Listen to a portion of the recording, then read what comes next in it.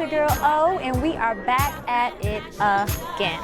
Tonight we are bringing you an exclusive. I don't even want to tell you guys what we have in store for you tonight, the interview that we have in store for you tonight. It's going to be amazing, amazing.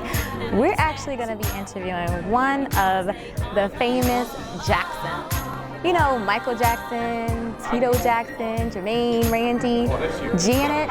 We're going to be interviewing the oldest sister, Rebbie Jackson. One thing is for sure, growing up in a family that's, and I'm sure anyone here can testify, there's never a dull moment. There was always something going on, something happening. And basically it was a lot of fun, very close growing up, very close. Had to be in a small house like that. Right. A lot of people that are walking around today are bipolar and they don't know it. Right. And then quite a bit of your homeless people on the streets are that way. In fact, my daughter had made the comment, it's so important to have family support, love. And I know she was asked the other day when we were doing an interview, and where would she be if she hadn't gotten the necessary attention? Right. She said she'd probably be on the streets. Oh, wow. And I think she's going to be here tomorrow.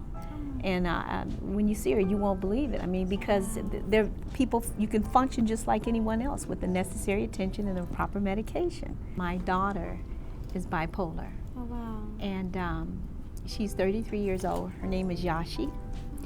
And she's doing very well with it, though. She first had an episode when she was 22, about 10 years ago. And I knew nothing of bipolar, nothing. I was very ignorant. And of course there were different signs that were very prominent with her, and her personality and different things that started happening in connection, you might say racing thoughts and thinking or feeling your grandeur, you know, thoughts of that, and then just very deep depression. And it got really, really bad, which I would love to talk even more extensively about some of the things that happened, but she told me not to because, no, she's writing a book and she wants to express and explain it herself. Nice. And she has already published a book of poems that deals a lot with this. It's called Black Daisy in a White Limousine, and it's out right now. And I thought it was really excellent that, especially with the Pick Up the Phone, Christian Brook Hope Line Center, and also with NAMI, that it was an excellent situation because, again, I have to reiterate, when my daughter got sick, she didn't know what was going on. In fact, one of the things that I remember she was saying that she did is she went to the internet, to the board, and she started calling in and trying to find out if there were other people that had the same thing and if there were any success stories, because you always hear about the downside, but never the positive. And you'd be surprised at the number of people that have bipolar that are very successful in the entertainment world and other areas as well. But the one thing that I was very concerned about as far as bringing awareness to it was the stigma behind it and the secrecy and the hush-hush and not talking about it. Right. Because people are usually very embarrassed or don't want to, face it, and it shouldn't be that shouldn't be the case. The name of the tour is the Rebbie Jackson PUTP Tour. Pick Up the Phone and dial 1-800-SUICIDE. And then also there are some other organizations that are involved here. The Dance Institute, Washington, D.C., and then also the Ovarian Cancer National Alliance. Wow. That's one of the other organizations as well. With a lot of the music today, this is me speaking, of course, I think a lot of the artists have lost the meat of the music as far as the melodic sounds. And just when you think in terms of music that you heard a while ago, and I'm not saying this because they're here, Earth, Wind, and Fire, but that's one example. I mean, it's very melodic or just strong beats and strong melodies and strong lyrics. And I think that, I don't know, I think we can go back and regroup and incorporate a lot of that in the music for today. I feel it's really needed.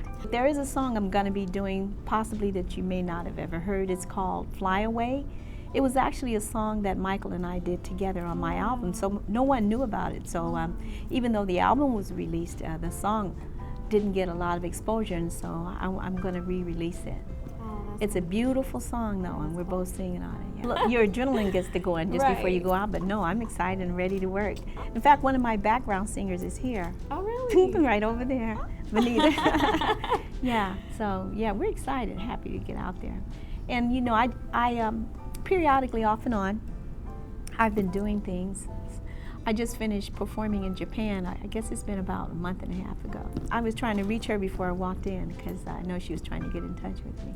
But yeah, I hear it all the time. Oh my God. Well, she's the last and I'm the first, so everybody else is in between. Right. They're doing okay. They're doing fine, in fact. They're very energetic, hyper. But we're sort of putting our lives back together. You know, it's like with anyone that loses a loved one. It's very difficult, and then when it's public, it's very hard. I know I always express myself in different ways, but when Michael first passed, every time I walked into a store, and you know, the media and the public, or I should say the merchants even, they just had a heyday, and everywhere I went, he was there. You know, when I get on an elevator, I even went into a lamp store to purchase a lamp, and they were constantly just playing all his music, and you couldn't get away from it. Right. And at that time, I didn't want to hear anything because it was so very difficult. Right. And it was that way for a long time. Then one while I could deal with it listening, and then another time I couldn't. But now I'm fine, I think. And you know, it just hits you at different moments. Well, I mean, I cannot thank you enough for sitting down talking with me. It's a real honor. I mean, and you're as beautiful on the inside as you are on the outside, and you really are, and it's such a pleasure. And I wish you and your family nothing but success. Thanks very much. Thank you so much. You're welcome. And everyone, make sure you go and check out everything from tonight at www.o-onthego.com with our exclusive interview with Miss Rebbie Jackson. Thank you. Hey everyone, we have our girl here, Angie Corley. Hello. What up? And we meet again? Yes, we do. I mean, we just. You know, it's just like I'm trying to be everywhere where I need to be. This city is just hopping and popping all the time. I mean, here we are in Maryland. Yeah. Rebbie Jackson. Yeah. Talking about Michael, talking about Conrad Murray, talking about Janet Jackson, and of course her life and family issues with her daughter and suicide and I mean, pick up the phone. It's just so much happening. And she's powerful. I'm gonna tell you, I still miss sending people before I came today. I was watching. She was like, oh. And she just shook her head, but I'm like, stop playing. Hey, you're rocking with your girl, on the go. It's Angie Corley. Make sure you tune in, check everything out, the footage and the videos, the pictures and everything on www.o-onthego.com. Again, www.o-onthego.com.